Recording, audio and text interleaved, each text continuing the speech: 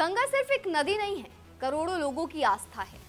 लेकिन सोचिए, अगर कोई उसी गंगा के बीचों बीच नाव पर बैठकर मांसाहारी पार्टी करे और बचा हुआ खाना उसी पवित्र नदी में फेंक दे, तो क्या लोगों का गुस्सा फूटना गलत है?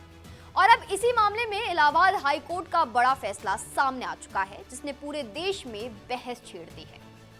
नमस्कार, स्वागत है आपका हमारे चैनल पर और मैं हूं आपके साथ रीचू रॉय। वाराणसी की गंगा नदी से जुड़ा ये मामला अब सिर्फ कानून का नहीं, बल्कि आस्था, धार्मिक भावनाओं और सोशल मीडिया की ताकत का भी मुद्दा बन चुका है। इलाहाबाद हाई कोर्ट ने इस केस में गिरफ्तार 14 मुस्लिम युवकों में से 8 को जमानत दे दी है। लेकिन कोर्ट ने अपने आदेश में जो बातें कही हैं वो बेहद अहम है और हर किसी को सुननी जरूर चाहिए। पूरा मामला क्या है, देखिए, पहले वो समझने की कोशिश करते हैं। 17 मार्च को वाराणसी में गंगा नदी के बीच नाव पर कुछ युवक इफ्तार पार्टी कर रहे थे। आरोप है कि इस दौरान नाव पर चिकन बिरयानी और दूसरे मांसाहारी भोजन खाए गए और फिर उसका बचा हुआ हिस्सा गंगा नदी में फेंक दिया गया। यही नहीं, इस पूरी घटना का वीडियो इंस्टाग्राम पर भी अपलोड किया गया जानबूझकर, जिसके बाद मामला आग की तरह फैल गया।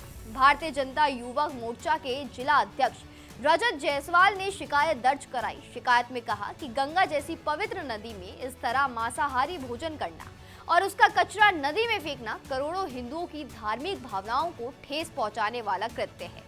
इसके बाद पुलिस ने 14 लोगों को गिरफ्तार कर लिया। इन पर बीएनएस की कई गंभीर धाराएं भी लगाई गई, जिनमें धार्मिक भावनाएं भड़काने, सार्वजनिक जल को दूषित करने, सांप्रदायिक सौहार्द बिगाड़ने और जबरन वसूली जैसी धाराएं भी शामिल थी। अब सबसे बड़ा सवाल उठा कि क्या ये सिर्फ एक लापरवाही थी या फिर जैसा शिकायत ने कहा कि ये जिहादी मानसिकता दिखाने की कोशिश थी। राज्य सरकार ने कोर्ट में साफ कहा कि गंगा सिर्फ एक नदी नहीं, बल्कि करोड़ों लोगों की श्रद्धा का प्रतीक है। सरकार ने यह भी कहा कि सोशल मीडिया पर वीडियो डालकर इस घटना को जानबूझकर वायरल किया गया ताकि माहौल खराब हो। एडिशनल एडवोकेट जनरल ने कोर्ट में ये दावा किया कि ये सिर्फ इफ्तार पार्टी नहीं थी, बल्कि इसे पीछे बड़ी साजिश छुपी हुई हो सकती है। ये जांच की जा रही है कि ये पार्टी के लिए पैसा किसने दिया, वीडियो किसने बनवाया और सोशल मीडिया पर फैलाने में किसकी भूमिका थी। लेकिन दूसरी तरफ आरोपियों के वकीलों ने कहा कि युवकों का किसी भी भावना आहत करने का इरादा नहीं था। वो गरीब बुनकर परिवारों से आते हैं और उन्हें झूठा फंसाया गया है। अब सुनिए, हाईकोर्ट ने क्या कहा होगा। जस्टिस राजीव लोचन शुक्ला ने अपने 16 पन्नों के आदेश में माना कि आरोपियों का कथित कृत्य हिंदू समुदाय की धार्मिक भावनाओं को आहत करने वाला माना जा सकता है।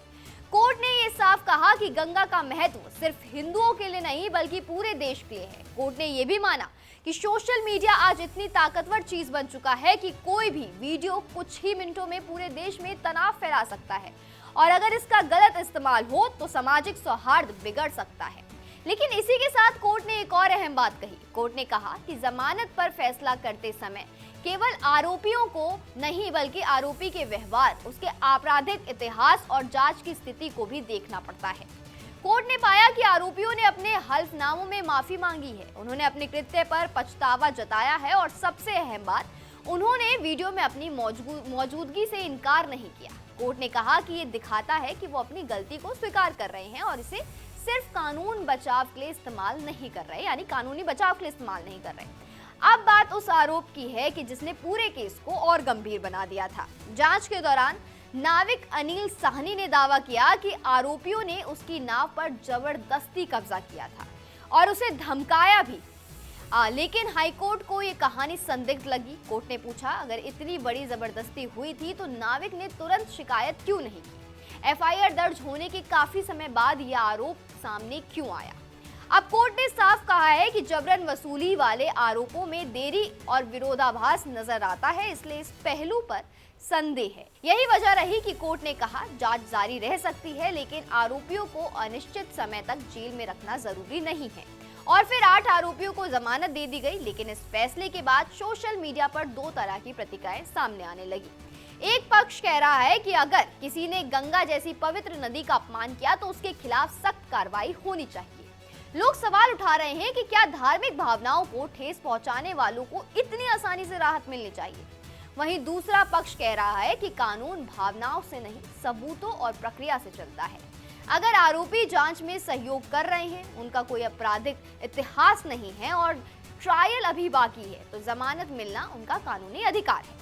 लेकिन इस पूरे मामले ने एक बड़ा सवाल जरूर खड़ा कर दिया है कि क्या सोशल मीडिया के दौर में लोग कैमरे और वायरल होने की चाह में संवेदनशीलता भूलते हैं या भूलते जा रहे हैं? क्या धर्म और आस्था जैसे मुद्दों पर अब लोगों को ज्यादा जिम्मेदारी नहीं दिखानी चाहिए? क्योंकि एक वीडियो, एक हरकत और कुछ मिनटों की लापरवाही पूरे समाज में तनाव पैदा कर सकती है। फिलहाल इस मामले की जांच जारी है और आने वाले दिनों में कई और बड़े खुलासे हो सकते हैं। आप इस पूरे मामले पर क्या सोचते हैं? क्या कोर्ट का फैसला सही है या फिर गंगा और धार्मिक भावनाओं के मामले में और सख्ती होनी चाहिए? आपको क्या लगता है? हमें कमेंट बॉक्स में जरूर बताएं और अगर आपने हमारे चैनल को अब तक सब्सक्राइब नहीं किया तो जरूर करें।